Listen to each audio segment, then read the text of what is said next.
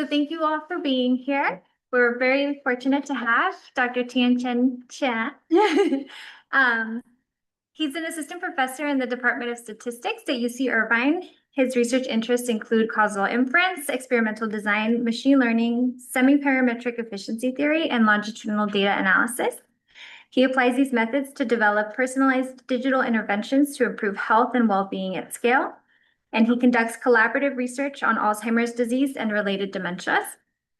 He earned his PhD in biostatistics from Johns Hopkins, and then completed a postdoctoral fellowship in statistics at Harvard University before joining UC Irvine in 2020. And today he's here to tell us a little bit about his work in micro-randomized trials. Thank you. Thanks, Michelle, for inviting me and for the introduction.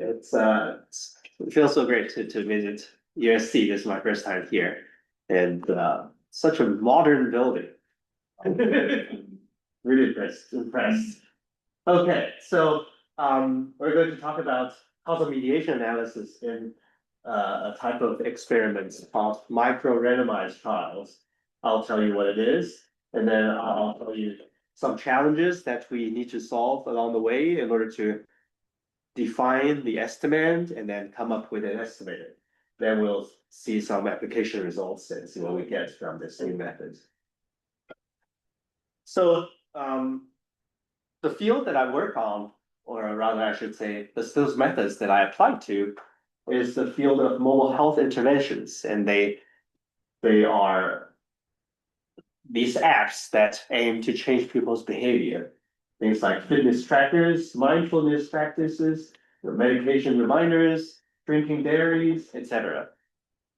And researchers are really trying to develop these interventions or these apps to deliver real-time and personalized behavioral support. And down here are a bunch of commercial apps that are out there to do this. But what we are going to talk about today are more focused on the preliminary stage of developing not necessarily an app as a whole, but you'll see what I mean exactly by an intervention, which will usually take a form of a push notification.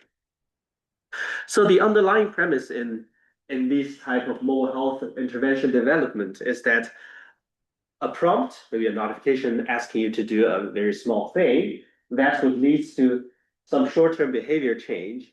And then this change would in turn influence some long-term clinical outcome, like your cardiovascular health. Here's a specific example. And today the study we'll focus on is about physical activity. So maybe a prompt is suggesting you to take a short walk, and it would lead to some short-term physical activity, step counts increase, and then longer term, it would improve cardiovascular health, or at least that's the hope. Another example, smoking cessation. So a prompt may suggest a coping strategy or to practice mindfulness for someone aiming to quit smoking. And then, hopefully that person would practice this mindfulness exercise to reduce his stress level and in turn prevent him from relapsing. So we see this premise. Prompt to short-term behavior change to long-term health benefits. And the behavioral scientists, they are developing these interventions with these kinds of conceptual models, these kind of conjectured causal pathways in mind. But the question now is, can we actually verify this premise empirically? And it turns out it's a much harder problem to tackle. And this is an important problem to tackle because if this premise is false for certain domains, right, then researchers spend a lot of time and effort developing these apps, but they appear to increase your engagement with the app, but ultimately doesn't lead to the health benefits, then that's a waste of resource. So we'll ground our methodology in a particular type of study called the micro-randomized trial. These are experiments, these are popularized in the last 10 years to help design and optimize these mobile health interventions. They are different from standard RCTs, and later on I'll have a slide making a comparison. For today, we'll focus on the so-called HeartSteps micro-randomized trial, a specific study conducted in around 10 years ago. So this is a micro-randomized trial of smartphone prompts to encourage walking behavior among sedentary adults. In this trial, we had 37 participants, each in the study for 6 weeks. And during the 6 weeks, they are randomized. Each of them is randomized in total 210 times. So 5 times a day, 7 days, 6 weeks. The long-term goal, I'll tell you shortly what the randomization is about. But the long-term goal is to increase the long-term activity and improve heart health. So when they're randomized, they will be randomized to a few treatment options. Here are 2 examples of these prompts that they may receive if they are randomized to receive a treatment. So let me just read the left-hand side. Here it says, how about taking a few minutes to enjoy nature? Head outside and walk until you see a wild animal, even if it's just a squirrel. So you see this is an example of these bite-sized interventions, right? Encouraging people to do a very small activity. And so here is the data structure, and I'll introduce some notation along the way. So I'm going to show you the data structure for one decision point, one out of these 210 decision points, 5 times 420. So one out of these 210 randomization instances. I'll denote that by subscript T. So we collect the data is collected from that person about their location, their the weather of that day, and their real-time activity. They're asked to wear a sensor, so we know their step counts over time. Then at each of these 5 times a day, a randomization occurs with probability 0.6. They will receive a push notification, a random message out of an entire bank of hundreds of different treatment messages. And with probability 0.4, they will not receive anything. And then they're still wearing the tracker, so we are still measuring their step count. And to make things more concrete, consider some step count curve measured after their treatment assignment. We call that MT. This will later serve as the role of a mediator. Yes. Why couldn't you just use the phone for the step count? It's not accurate enough. That's not as accurate. And I guess this study was actually conducted in 2015. So back then the phone was not as good as now it is. And in this particular study, in fact, we also have the data collected from the phone, and there are some discrepancies, and we end up in this particular analysis using the wearable tracked step count. Yeah. Okay, but the general data structure that we'll deal with is that we have time varying covariates, we have randomized treatments, then we have some kind of outcome measured after the treatment. And this whole process repeats 210 times. So here is the data structure from a single individual. We have these triples, covariate treatment, short-term outcome, repeated over time for capital T times. And then at the end of the study, we also measure some, we call it distal outcome, some long-term health benefits. Okay, here I'm using these bold-faced arrows to indicate that every earlier variable can possibly influence a later variable, meaning I'm not assuming, say, Markovian, I'm not making Markovian assumptions. So that makes the problem more realistic, makes the setup more realistic, but makes the statistical problem more challenging. Okay, so just to go through the notation in our context, in our example, the XTs are the sensors and the self-report data. The AT is whether or not they receive a notification. MT is the short-term step count. Here, we're focusing on the next 30-minute step count because that was what these interventions, these messages were designed to influence. It's a very short-term behavior. And then Y is the long-term health. I'll give you a concrete definition of that later on.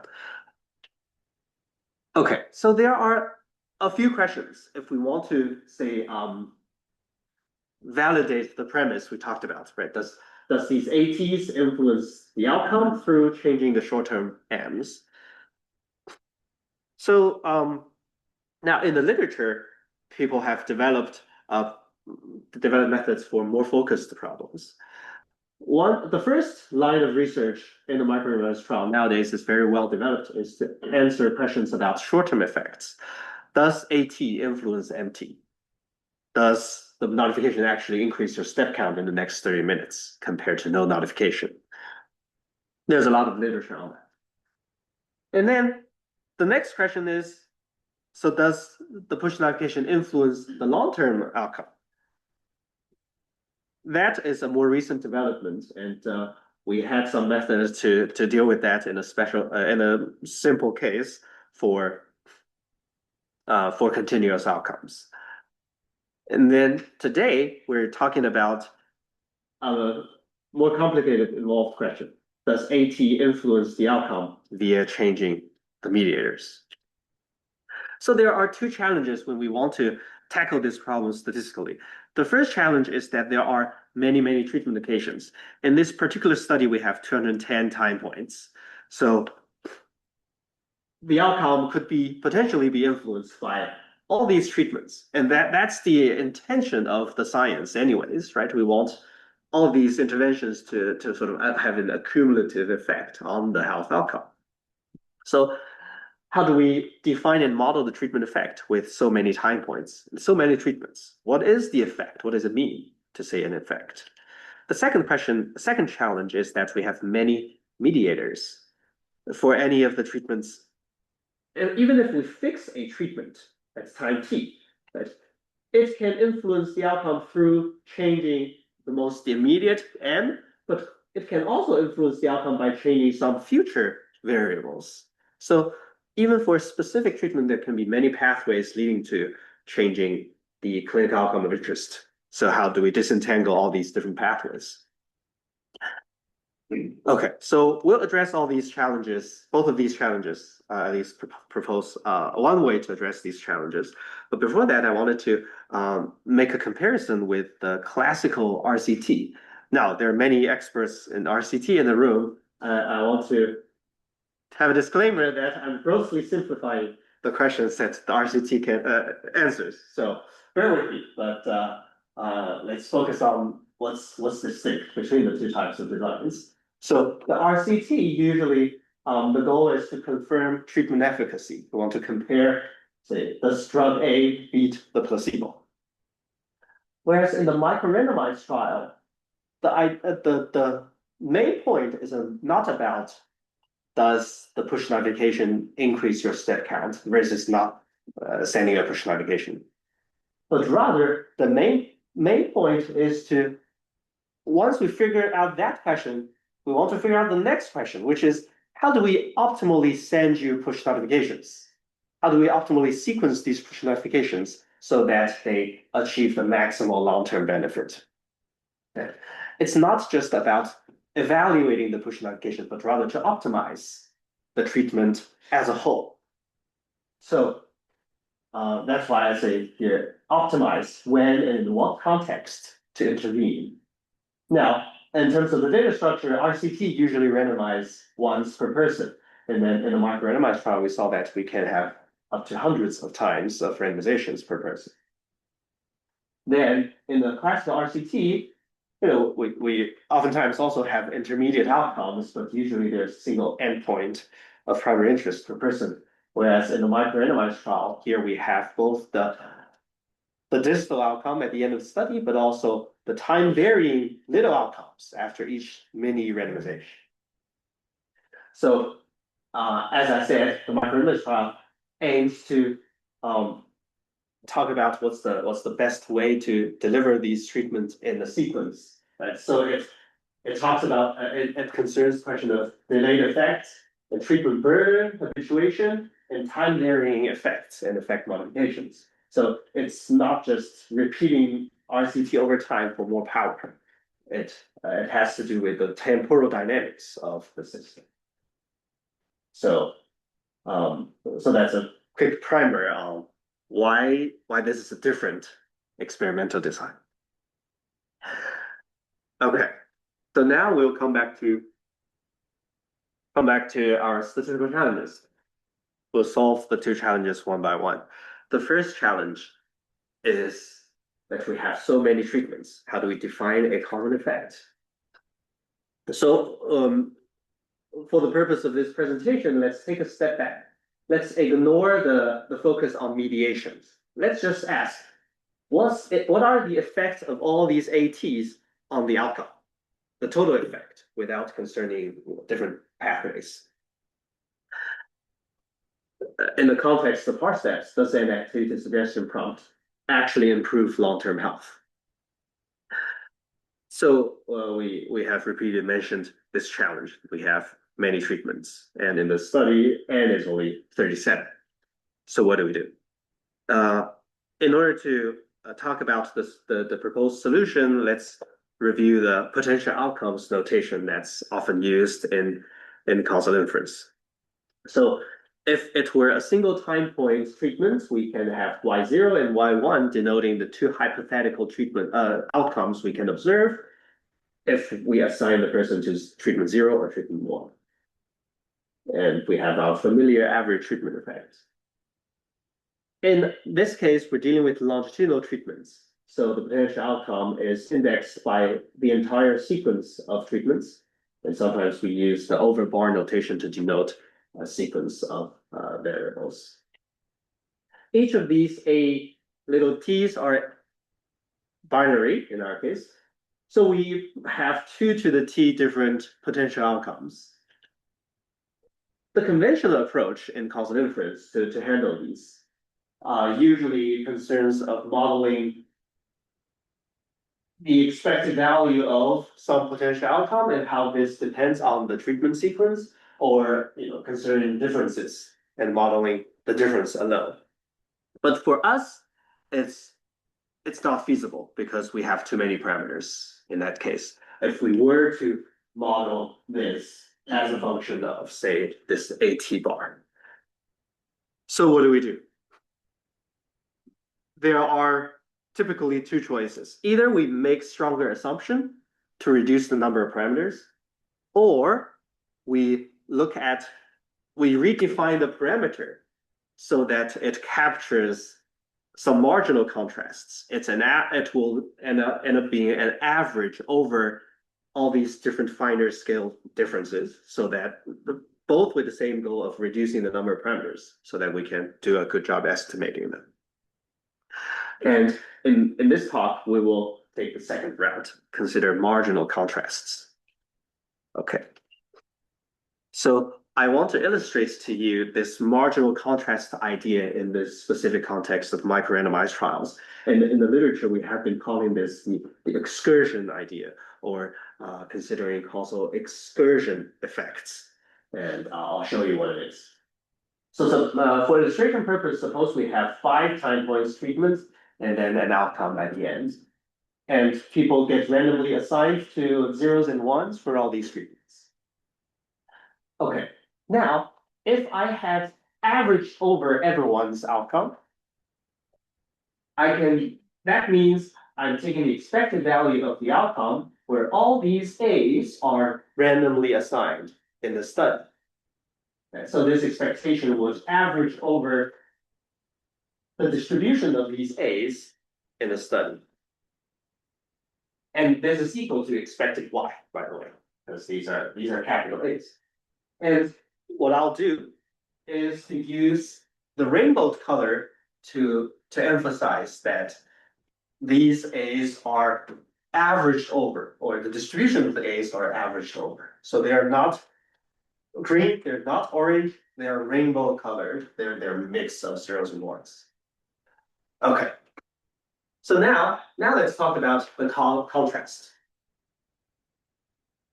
Here, suppose I focus on, here I have all the individuals where A3 is 1, and all the rest of the A's are still a mix.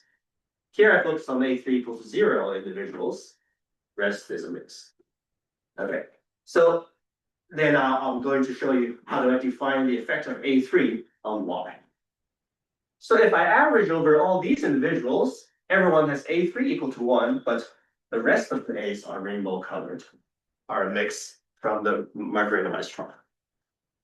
So here, this trajectory, we call that the excursion from the micro-randomized trial policy, because everything else, it follows the micro-randomized trial randomization, but this part, we're taking an excursion from the trial policy to always set 1. Okay, so a little deviation from all rainbow.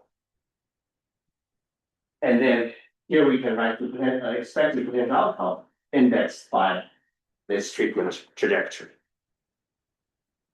Okay, and similarly, we can do the same thing for the other path, right? We would have A3 equal to 0, and then everything else is random.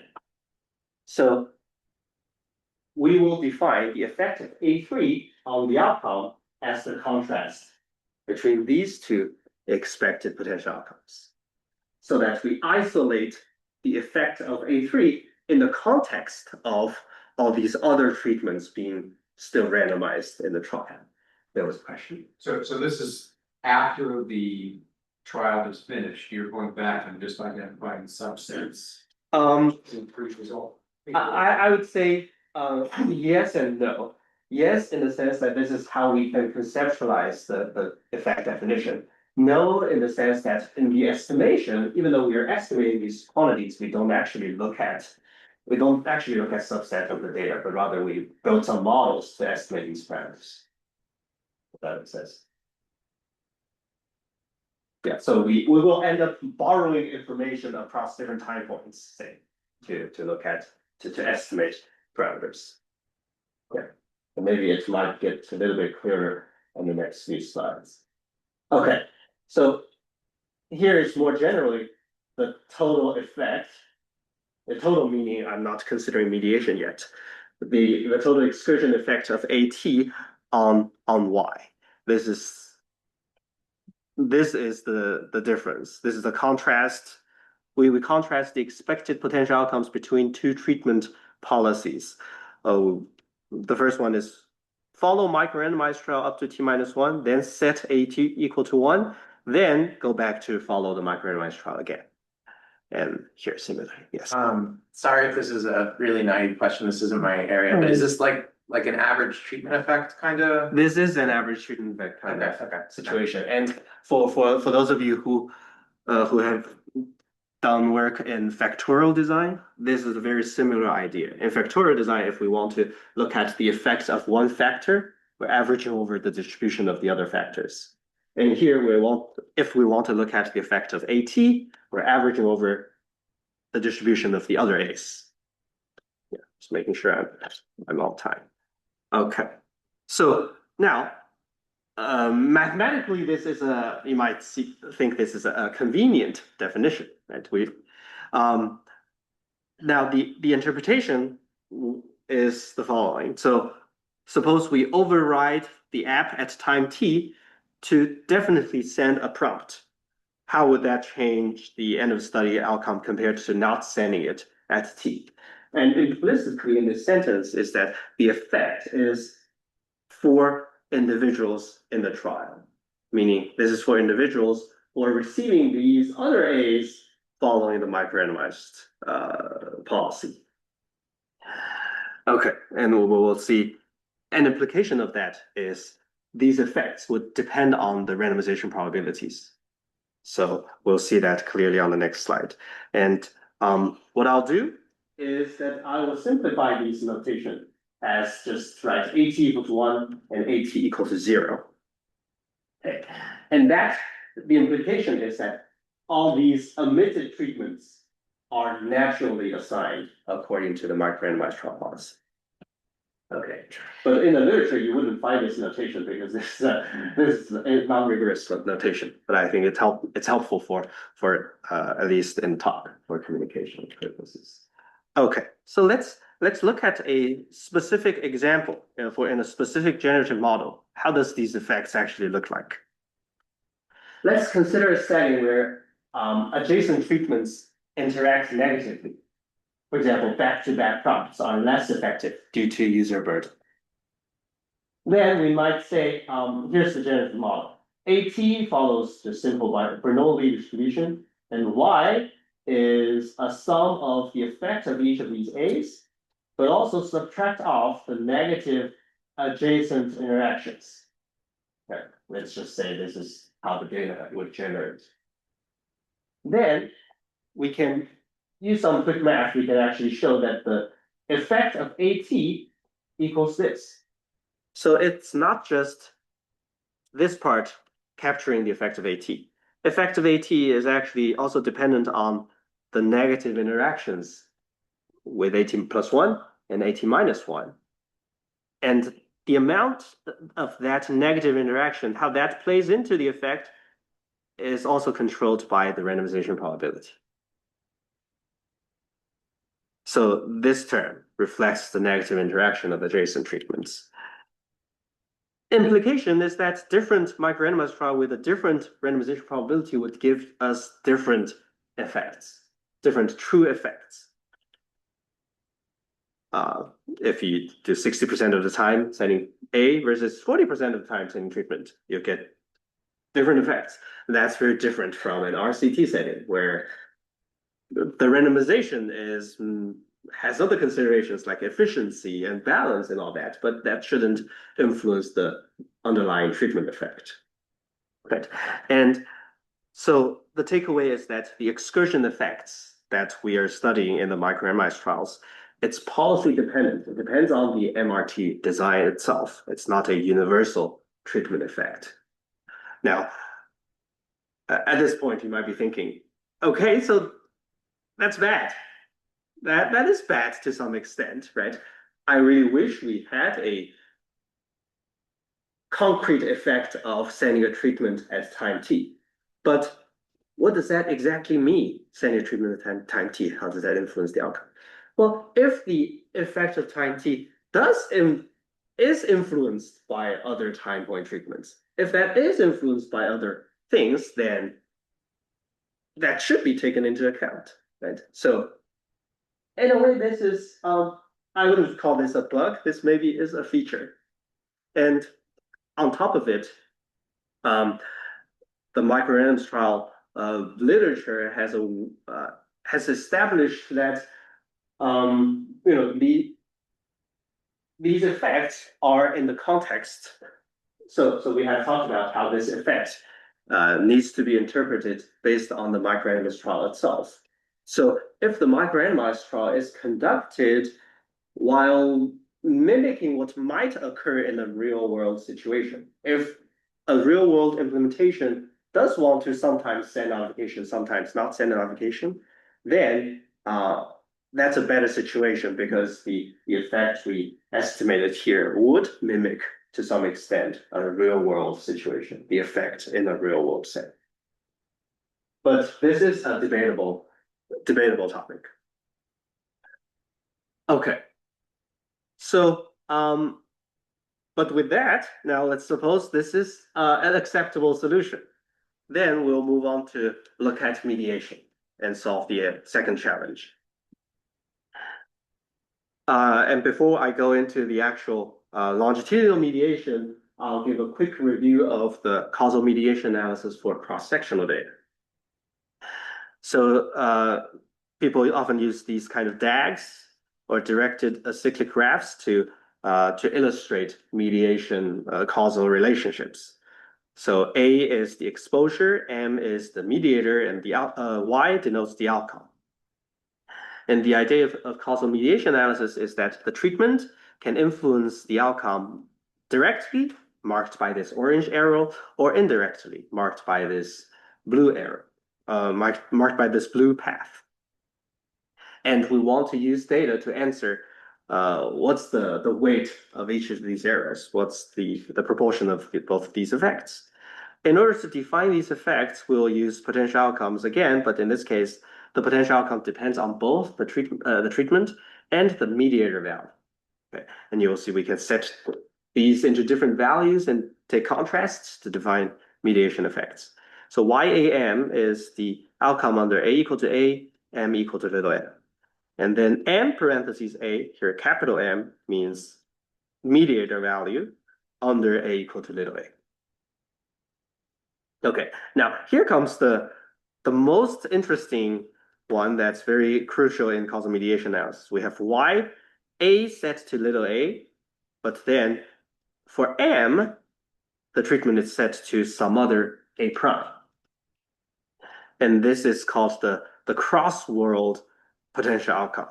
So for example, Y1 M0 means the potential outcome if that person is treated, but the mediator value is set to the untreated mediator value. Right. This is called cross-world outcome because this would never occur in the real world.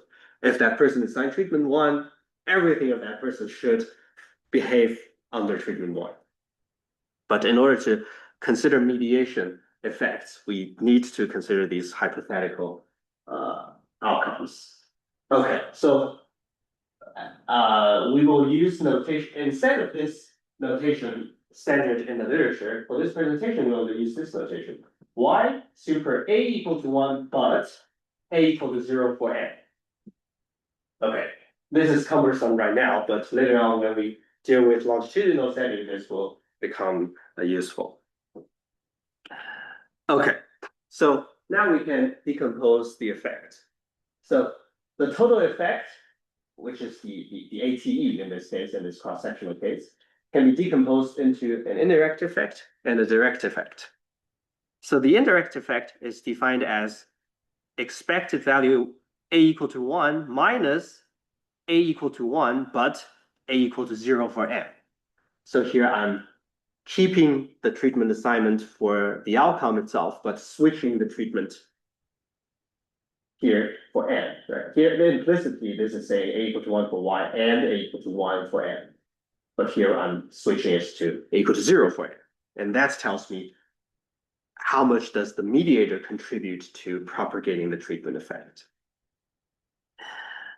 So in the context of HeartSteps, where we would have these variables, this indirect effect means how much of the long-term improvement arises through increased short-term activity. And then we can also define the direct effect. Direct effect is A equal to 1, but A equal to 0 for m, subtract A equal to 0 throughout. Right?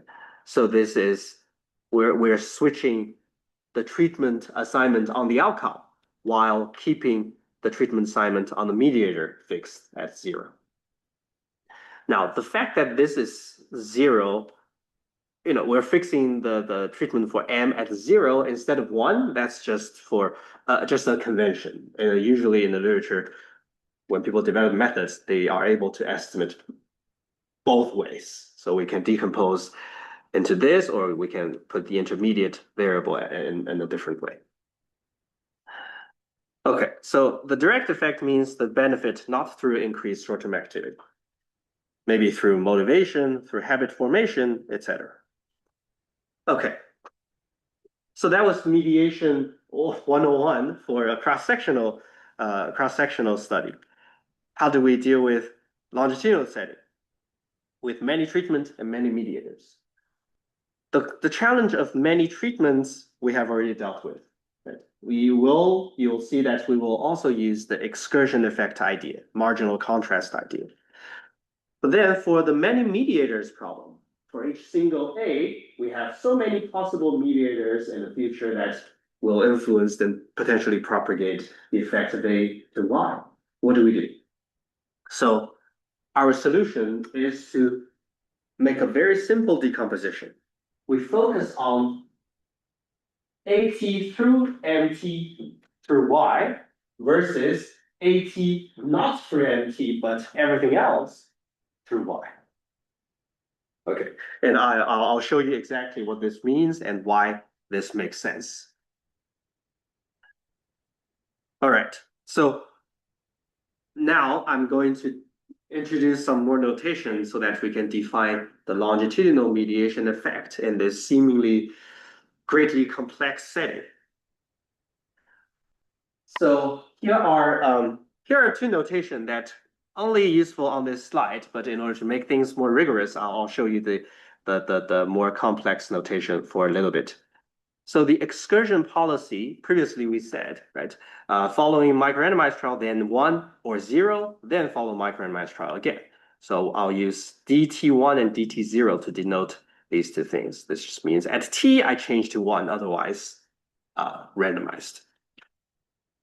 Okay, so in order to decompose the total effect we did earlier into direct and indirect effects in a micro-randomized trial context, we also need a cross-world quantity. We want to have different treatment assignments potentially to the outcome and to the mediator of interest. And here is what we do. So we consider A and B both between 0 and 1, and we will define this expectation. So you will see that this is the treatment assignment for Y itself. This is the treatment assignment for the previous M's. And this is the treatment assignment for the future M's. They are all according to A, the first index. But then we are considering a cross-world setting where the treatment assignment for MT is switched to the second index, B. Okay. And using our visualization, now I didn't have the rainbow color on my iPad, but these shaded dots, you can think of them as rainbow colors. So we are assigning rainbow colors everywhere else, but at time t, I'm doing AT equal to A for all the future variables and Y, but AT equal to B for the mediator at that time, in order to isolate the mediation effect by that particular mediator. Okay, now the notation is very cumbersome, so we will use a non-rigorous but intuitive notation. I'll write Y, AT equal to A, but AT equal to B for MT. Here, AT equal to A actually means AT equal to A for Y, also for other M's. And only MT gets AT equal to B. Okay, so now we can define in a very similar way to the cross-sectional setting, the indirect and direct effects. Here is the total effect. Here I'm showing you the actual definition of the outcome.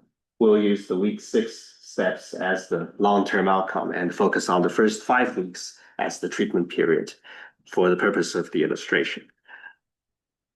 The total effect will be decomposed into indirect and direct effect.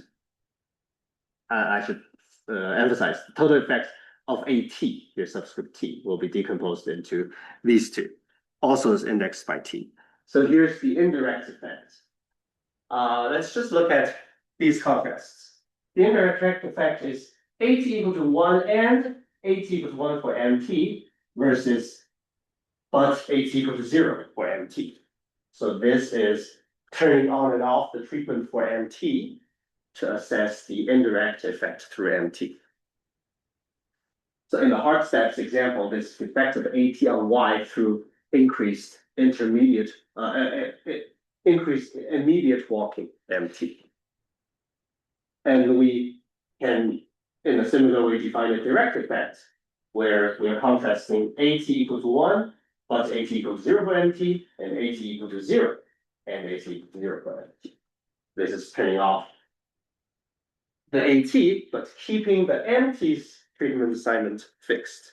So that's telling me all the effects from AT to Y that are not through MT. Could be directly on YT, could be through future mediators, could be through other variables we don't even measure. So it could be through, say, motivation, habit formation, and all that, other factors. Okay, so now,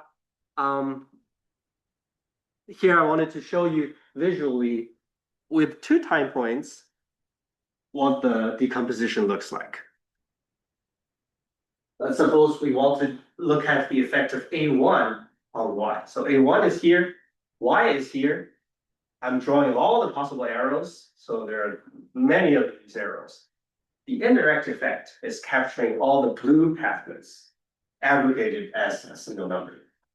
A1 going through M1, then somehow go to Y. The direct effect is capturing all the orange pathways, again aggregated as a single number. A1 not through M1, but all the other possible paths to the outcome. Okay, so you can imagine looking at AT on Y, the graph looks more complicated, but at the end of the day, it's whether it's through the most immediate outcome the treatment was designed to influence. All right, so why do we focus on the immediate mediator as opposed to looking at more complex decompositions? There are a few reasons. The scientific reason is that this indeed captures the meaningful pathway in these mobile health interventions, right? These interventions are designed to change your short-term behavior. Of course, they may have longer-term effects. They may build up your habit and have other cumulative effects, but the first order effect, one might say, is through changing the most immediate behavior. So we want to capture that at the very least. The statistical reason is that this reduces the number of parameters. For each time point, we only have one direct and one indirect effect. And finally, there's a causal reason for this. And when I say causal reason, it's about causal assumptions and identification of the parameter. So this improves, I'll show you more on the next slide, but improves the plausibility of the identification assumptions so that we have less concern about the so-called intermediate confounding, which is a common issue in mediation analysis. Okay, so what are the causal assumptions? The first assumption is no interference between different people. You know, if the study is designed that way, usually this is satisfied. Positivity of AT is always guaranteed by design because we randomize. Is sequentially randomized, again, guaranteed by the design. We need positivity of the mediator, conditional history, so that there is overlap, so that we can talk about potential effect of the mediator on the outcome. This needs to be verified by the data, but this is verifiable. Now, here comes the most tricky assumption. This assumption says we need no unmeasured confounding of the M-Y relationship given variables measured before N. This is a key assumption to scrutinize, but this is unverifiable from the data, as with all the unmeasured confounding assumptions. But even when we have A randomized, we still don't get to randomize M. So this assumption still can possibly be violated. It is relatively plausible in the analysis that I'll present to you, and especially if one, we have rich covariate history to adjust for confounding, and two, that NT is measured immediately after AT. Because otherwise, there could be variables after A but before Y, after A but before M, that could also serve as this confounder, and you can never include these post A variables in this set. So, having M measured immediately after AT is a benefit in terms of causal identification. Okay, so now let's briefly look at the robust estimator. Actually, I should say the estimation part is we essentially borrowed that from the literature and did a simple generalization to a longitudinal set. So I'll just briefly show you what it is. Okay, so we assume that the direct effect has some linear form, and then the indirect effect also has some linear form so that we can model how the effect changes over time. the estimation goes by two steps. The first step is to estimate these cross-world outcomes. Some of these are cross-world outcomes, some of these are your usual potential outcomes. The second step is to, once we have the hats for all these, let's just do regression to get the alpha hat and beta hat. So the second step is very, very standard. The first step I'll elaborate slightly. The first is how do we estimate these same world potential outcomes where the treatment for Y and treatment for M are the same. That's very easy. Maybe many of you recognize this is an augmented IPW estimation. Right? There's tons of machinery in the causal inference literature to do this. And in the micro-randomized trial context, because we know the treatment assignment, this is robust. And usually this is doubly robust, but when we know the P, the outcome regression can be arbitrarily misspecified. So this is completely robust. I guess the slightly more novel thing is how do we estimate potential outcomes like this? A equal to 1 but A equal to 0 for N. In the literature, they have developed so-called multiply, I didn't have the literature here, but multiply robust estimators that involves, it looks complicated, that involves 4 different nuisance parameters. I have the details towards in the backup slides, but I don't think it's worth our time to go through them. All I want to tell you is that this estimating equation turns out to be doubly robust in the context of micro-randomized trial with known P. So one thing you may notice is that even when we know the randomization probability of treatments, this is still not fully robust because the mediator is not randomized. So there are still some modeling and weighting that needs to happen. Okay. So here are some formal theorem statements that says, in the micro-randomized trial setting, the estimated direct and indirect effects are doubly robust. Still, you need one of the 2 working models to be correctly specified. This is essentially about the relationship between M and A. And this one is about some kind of outcome regression. And then here we also have, this is just something interesting I really wanted to show you, even though this is irrelevant for micro-randomized trial. The methodology actually applies to observational studies, in which case we also need to estimate the randomization probability.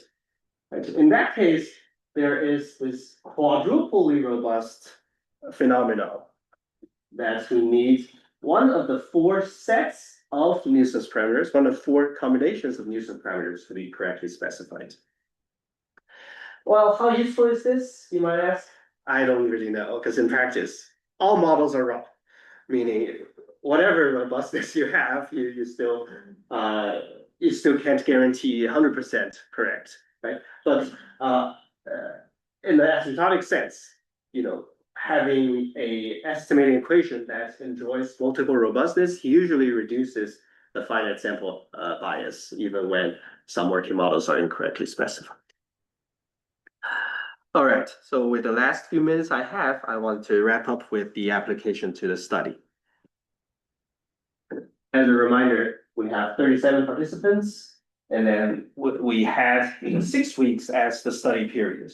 But in order to, the study unfortunately didn't actually record a cardiovascular health outcome at the end, because back then the researchers weren't thinking long-term effects yet. They were only thinking about short-term effects. So for our purpose, we will look at the week 6 step count as the long-term outcome, and then the first 5 weeks with 175 decision points as the treatment period. Okay, so we have our definition of A, M, and Y. So recall that the meaning of the direct effect and the indirect effect is whether the effect propagates through short-term walking in the next 30 minutes. And in terms of the model fitting, what we did is to model the indirect and direct effects varying over time. We used these lines to model them flexibly, and we used here Qian generalized additive models as one candidate machine learning technique, I mean, it's a disgrace to say that in a biostats department that this is machine learning. This is not machine learning. This is our proud statistical method. But in recent years, the causal inference literature has been embracing the machine learning black box prediction algorithms and baking them into the causal inference pipeline more and more. So this can be replaced by any other fancy machine learning black box prediction algorithms. All right, so this is the analysis result. How do we look at this picture? So here we have decision points from 0 to 150. So for example, these numbers are about the total indirect and direct effect of A100, meaning on day 20, to the outcome. Okay, so let's see. First, let's look at the total effect. It goes up at the beginning of the study, then gets pretty close to 0 around mid-study. And this is actually as expected. The notifications, maybe they're more useful early on, but later on people just forget about the phone. They're the app. So okay, what's more interesting is to look at the contrast between the indirect effect and the direct effect. So the orange line is the direct effect. It mostly traces the total effect. Okay, and as a reminder, the direct effect means not through increasing the short-term step down. Okay. And that's not the one that the researchers designed the interventions for. The researchers designed the interventions for increasing the short-term outcome, then increase the long-term outcome. But that effect is much smaller, the direct effect, and stays relatively stable over time. Right. So, okay. So direct effects early on is large, but decline rapidly. Indirect effects more stable and persistent. All right. So what do we take from this analysis result? Why do we have this pattern? Now, from here on, it's all me just coming up with random stuff. So actually, the actual conclusion needs to be validated by the domain scientists. But for our conversation purpose, I'll try to give you my 2 cents. Why is that the case? Early on, there's large direct effects, not through changing immediate outcome. So maybe the early on large effects are reflecting the people's initial motivation and receptivity to the app. And also early on, their immediate step count and the final outcome have a long time gap. So increasing the immediate step at the beginning may have pretty small effect on the long term. But then later on, the later step counts are closer in time proximity to when the final outcome is measured. So in that sense, maybe we might conjecture increasing later on short-term outcomes is more effective in increasing the longer-term outcomes. And this can have some implication to designing future interventions like this. For example, given the large early on direct effects, we may want to capitalize on that to front load more engaging content. Whereas for the later on, we have large, relatively reasonable indirect effects. That may mean that later on we want to keep increasing their short-term step count. Later on in the study, increasing step count is more important. Whereas early on in the study, maybe do something else is more important. Now, there can be, again, this is just my 2 cents.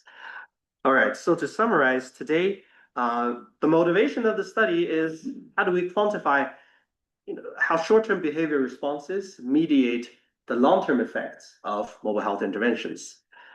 So the challenges we talked about, these 2.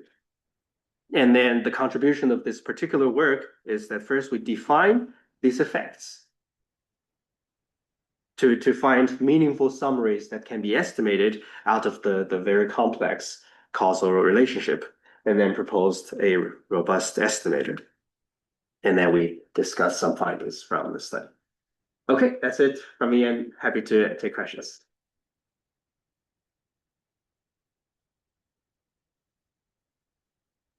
So Really great talk. I had just a question, it's more on the design of the study. Yes. Back.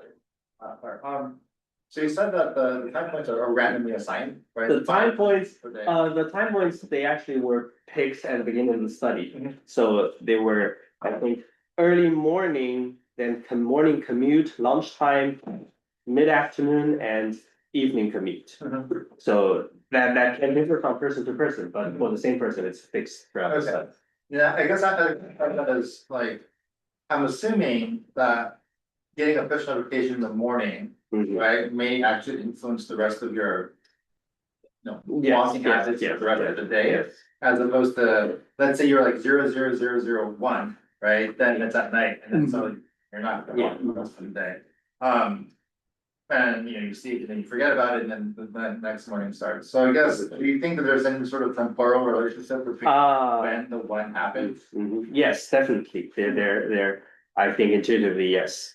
And then one way we are actually generalizing this method too is to effect multiplication of the mediated effects by time varying covariance. So it could be that we could include the time of the day as an effect modifier and see, does the morning message have more direct or indirect effect versus evening messages? Thank you. Okay, someone was trying to speak on Zoom, so. let's see. Yes, can you hear me? Yes, I can hear you. Yeah, how dependent on are your results on an assumption that you know what all the mediators are? You know, I mean that I think that, you know, we just don't have data that's that rich. That's a great question. Yes, indeed, I agree with you. We can't measure all the possible mediators. Right now, because we decompose the effect into the most immediate MT that we measure versus everything else, all these other mediators that we don't measure, even if they're immediate, will be grouped into this everything else category. So from interpreting the results perspective and validity of the methods perspective, it's okay, we don't measure all the other possible mediators. It's just that these other mediators will be grouped to the direct effect part. Yeah, we'll only be able to isolate mediated effects through the most immediate mediator that we measured. Does that answer the question? Yes, thank you. Of course. Any other questions?